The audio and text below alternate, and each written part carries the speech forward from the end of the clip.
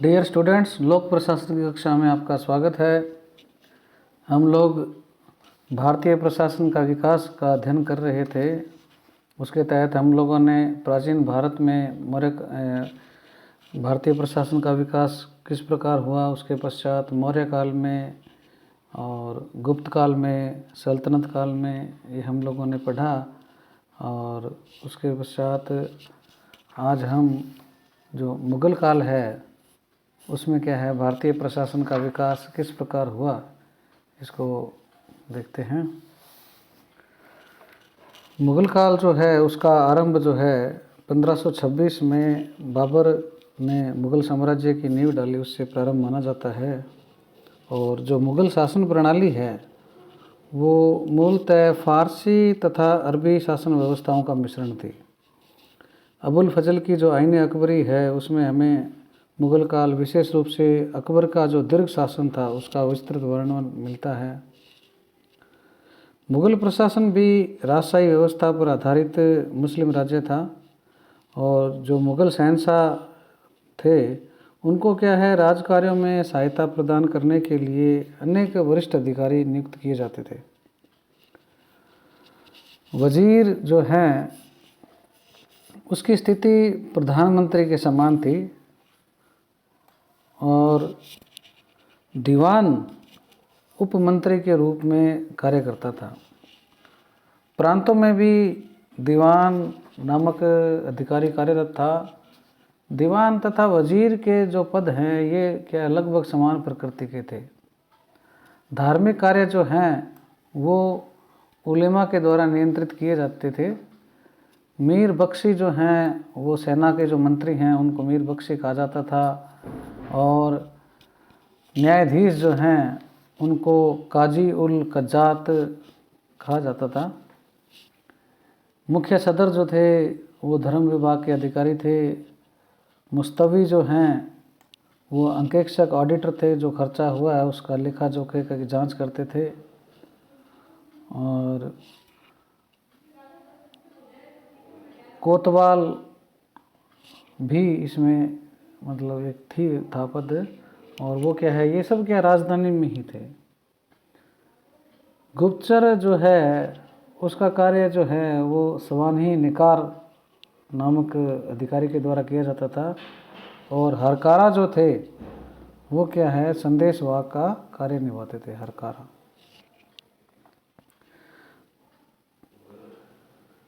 ये केंद्रीय शासन जो है, दरबार जो था राजा का या शहंशाह का, उसके क्या ये अधिकारी थे।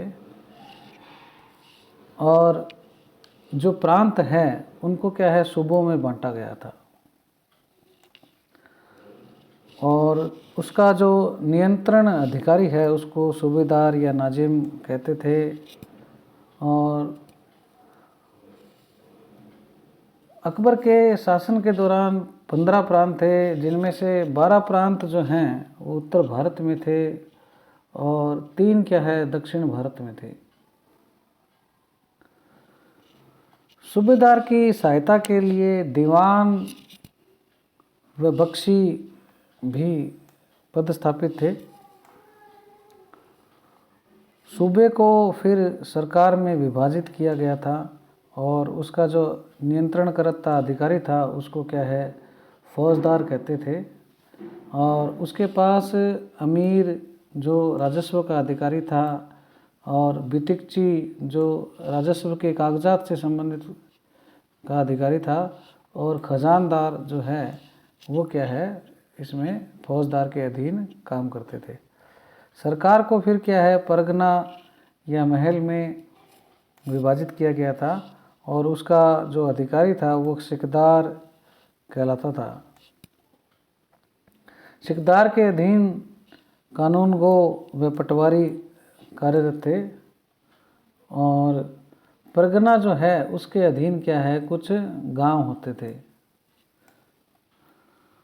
अकबर के शासनकाल में एक सूबे में 22 सरकार और एक सरकार में 22 परगना और एक परगने में 22 टप्पा तथा एक टप्पे में 22 गांव थे। गांव को मावड़ा या डीह या नगलाह भी कहा जाता था। और गांव की देखभाल के लिए मुकद्दम नाम का व्यक्ति या कार्मिक था, और लगान वसूली के लिए पटवारी होता था, और जो झगड़े हैं उनको निपटाने के लिए चौधरी तथा चौकीदार जैसे व्यक्ति होते थे। यद्यपि प्रशासनिक कार्यों की संपूर्ति तथा राज्य आदेशों को निम्न लेवल तक पहुंचाने के लिए सल्तनत काल में ही क्या है, दीवाने हिंसा नाम का विभाग स्थापित हो चुका था, फिर भी मुगल प्रशासन में कागजी कार्यों का महत्व बहुत ज़्यादा बढ़ गया था। वाक़िया नवीस किसी भी घटना का क्या है वर्णन लिखा करता था। दारुल इंसा नामक जो विभाग है वो मुगल बादशाहों के आदेश या फरमान को सुरक्षित रखने का कार्य करता था। इसी का परिणाम है कि मुगल प्रशासन के अध्ययन हेतु बहुत सी लिखित सामग्री आज भी ब्रिटिश म्यूजियम में सुरक्षित रखी हुई है। अकबर के प्रशासन काल में क्या है, मनसबदारी प्रथा शुरू हुई थी। ये मनसब जो शब्द है ये फारसी शब्द है और इसका अर्थ होता है रखना या निश्चित करना, और ये शाही सेवा में कार्यरत अधिकारियों की पद प्रतिष्ठा और अधिकारों को स्पष्ट करने वाली प्रथा थी।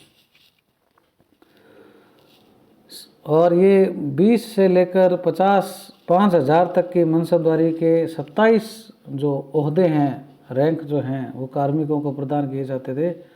बहुत ही श्रेष्ठ तथा साहसी कार्य दिखाने वाले को क्या है 7,000 मनसबदारी दी जा सकती थी। जनरली 5,000 तक थी। कम मनसबदारी से ज़्यादा की ओर जाना है वो क्या पदोन्नति या प्रमोशन का परिचायक था। अधिकांश मनसबदारी संबंधित मनसब द्वारा रखे जाने वाले घुड़सवारों और पैदल सैनिकों के आधार पर निश्चित की जाती थी। मुगल प्रशासन जो था वास्तव में क्या है सैनिक प्रशासन था, जो राज्य की सुरक्षा और विस्तार के लिए क्या है शासनरत था।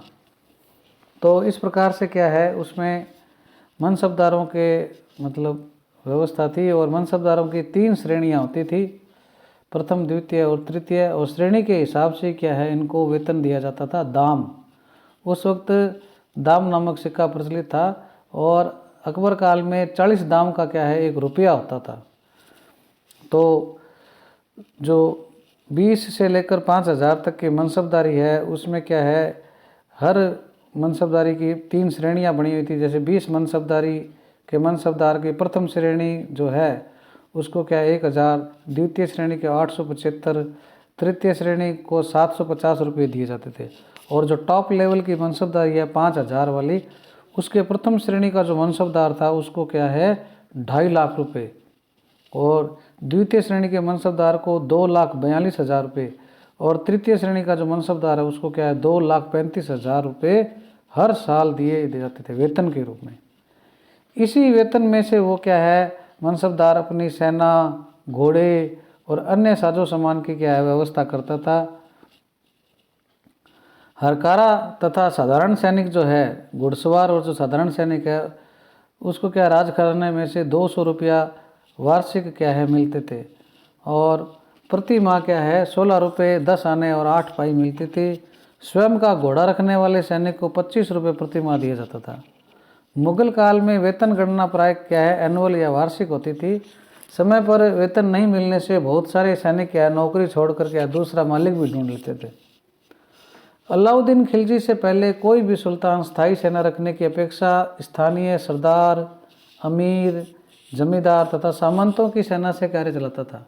अलाउद्दीन खिलजी ने क्या है स्थायी राज सैनिक रखने प्रारंभ किए, तथा इसी कारण एक व्यवस्थित क्या है कार्मिक प्रशासन का उदय हुआ, जो अकबर के शासनकाल के दौरान बहुत औपचारिक स्वरूप धारण कर चुका था। और वेतनभोगी सैनिकों के ऊपर सेनापतियों का पर्याप्त नियंत्रण नहीं हुआ करता था। अतः अपनी स्थिति सुदृढ़ करने के लिए सेनापति के पास निजी संबंधियों तथा गुलामों का दल हुआ करता था, जिनको चेला कहते थे। चेले लगान न देने वाले खेतीहर किसानों के बच्चे होते थे, जिन्हें मुगल राज शिक्षा दीक्षा दिलवाकर सेना में भर्ती करवा देते थे। अकाल की स्थिति में मनुष्यों का क्या है क्रय विक्रय अधिक होता था। अधिकांश मनसबदारों को वेतन प्राप्ति से पूर्व क्या है घोड़ों पर दाग लगवाना जरूरी होता था, क्योंकि शाही मुआयने के समय मतलब जो इंस्पेक्शन जो है, राजशाही का जो इंस्पेक्शन होता था उस समय क्या है, मनसबदार एक दूसरे के घोड़े लेकर क्या है निर्धारित संख्या की क्या पूर्ति कर लेते थे। इस प्रकार कम घोड़े रखकर सरकारी खजाने से वो क्या है ज़्यादा घोड़े के लिए क्या है वेतन प्राप्त कर लेते थे। इस भ्रष्टाचार की प्रवृत्ति पर अंकुश लगाने के लिए ही सल्तनत काल से घोड़ों पर दाग लगाए जाने की परंपरा शुरू हो गई थी। शाही सैनिक जो थे उनमें विद्रोह ना हो जाए उसके लिए क्या है अफगान, राजपूत, मुसलमान ये सब क्या बराबर संख्या में रखे जाते थे। सैनिक कार्यों के अलावा पवित्र ग्रंथों के अध्ययन करने वाले विद्वान, मस्जिद के कर्मचारी जिनको खादिम कहते हैं, विद्वान तथा धार्मिक व्यक्ति जो दरवेश कहलाते हैं, मौलवी, वो क्या है बिना मनसबदारी के ही राजकोष से क्या है नियत वेतन प्राप्त करते थे। वेतन विभाग जो है उसको दीवाने तन कहलाता था। ये जो तनख्वाह शब्द है वो मुगल काल की ही देन है। तन का मतलब शरीर और ख्वाह का मतलब ज़रूरत या चाहने वाला, ख्वाहिश, ख्वाह। नगद वेतन के अलावा कुछ सरकारी नौकरों को जागीर भी प्रदान की जाती थी। फारसी में जागीर जो शब्द है उसका अर्थ है जा और गिर, यानी जगह की गिरफ्त, वो क्या है जागीर कहलाती थी। यहाँ हम स्पष्ट करना चाहते हैं कि राजाओं द्वारा जागीर देने का तात्पर्य है उस गांव या परगने की भूमि का लगान वसूली का अधिकार क्या है जागीरदार जो था उसको प्राप्त हो जाता था, न कि उसको भूमि का स्वामित्व मिलता था। यानी जागीरदार के पास जो ज़मीन है जिसका वो जागीरदार है उससे रिवेन्यू कलेक्ट करने का उसको क्या पावर मिलता था, वो मालिक नहीं होता था। जागीर प्राय दूर दराज के क्षेत्रों को दी जाती थी क्योंकि राजधानी के हजारों मील दूर स्थित परगनों पर राजा का नियंत्रण क्या है बहुत कम होता था तथा लोग लगान देने में क्या है रुकावटें पैदा करते थे। इस प्रकार जागीरदार उसका प्रशासन का संचालन, लगान वसूली का क्या है कार्य करता था और निश्चित राशि जो है वो राज दरबार में क्या है वो भेज देता था। जहांगीर के शासनकाल में जागीरों का प्रचलन सबसे ज़्यादा था, जबकि औरंगजेब ने इस पर क्या बहुत ज़्यादा अंकुश लगा दिया था। मुगल काल में ही शेर शाह सूरी ने कुछ समय शासन व्यवस्था चलाई और मौर्य काल की सड़कों को विकसित करने और सैनिक प्रशासन को व्यवस्थित करने का जो श्रेय है वो क्या शेर शाह सूरी को दिया जाता है। ये हम छोटी क्लासों में भी पढ़ चुके हैं। आज भी भारत के जो राष्ट्रीय उच्च मार्ग हैं तथा जीटी रोड है वो शहंशाह की कल्पना के परिणाम ही है। अकबर के वित्त मंत्री थे, अर्थ मंत्री थे टोडरमल। उन्होंने क्या है भूमि को 4 भागों में बांटा था। पोलज जो प्रति हर वर्ष क्या है बोई जाती थी और शेष भूमि थी ये फसल के लिहाज से। पड़ती जो है वो 1-1, 2-2 साल खाली छोड़ देते थे फिर उसको बोते थे। छच्छर जो ज़मीन थी वो 3-4 साल खाली पड़ी रहती थी फिर उसको बोते थे। और बंजर जो थी वो क्या है बिल्कुल ही बेकार ज़मीन थी। भू राजस्व जो है उसका निर्धारण करने के लिए, पैमाइश करने के लिए जब्ती या बिना पैमाइश के लिए नस्क तथा फसल का किसान तथा राज्य के बंटवारे को गल्ला बख्शी कहते थे। मुगल काल में शासन में क्या है शिक्षा का प्रसार होने लगा और विद्यार्थियों को क्या है काबिल की डिग्री दी जाने लगी। उसी वक्त धार्मिक शिक्षा के विद्यार्थी को आलिम कहते थे और जो तर्क दर्शन के विद्यार्थी तो उनको फाजिल कहा जाता था। इस प्रकार से क्या है एक ये मुगल कालीन शासन व्यवस्था थी। और इसमें भी क्या है जो शिवाजी के समय अष्टप्रधान थे उसी प्रकार से क्या है मुगलों के समय भी क्या है प्रशासन में मंत्री परिषद की व्यवस्था थी जिसमें अलग अलग क्या है कार्य किए जाते थे मंत्री परिषद में, जिसमें क्या है प्रधानमंत्री जो था उसको वकील ए मुतलक कहते थे, वित्त मंत्री को वजीर या दीवान कहते थे, सैन्य जो मंत्री था उसको मीर बख्शी कहते थे। इस प्रकार से ये हम देखते हैं कानून को जो है वो क्या भू अभिलेख अधिकारी है। आज भी ये पोस्ट हमारे को सुनने को मिलती है, पटवारी कानून को वगैरह। तो ये सारी चीज़ें क्या है मुगल कालीन प्रशासन व्यवस्था में हमने देखी। तो इससे संबंधित आपको किसी भी प्रकार की कोई जानकारी या जिज्ञासा हो तो आप मुझसे व्हाट्सएप के माध्यम से ले सकते हैं।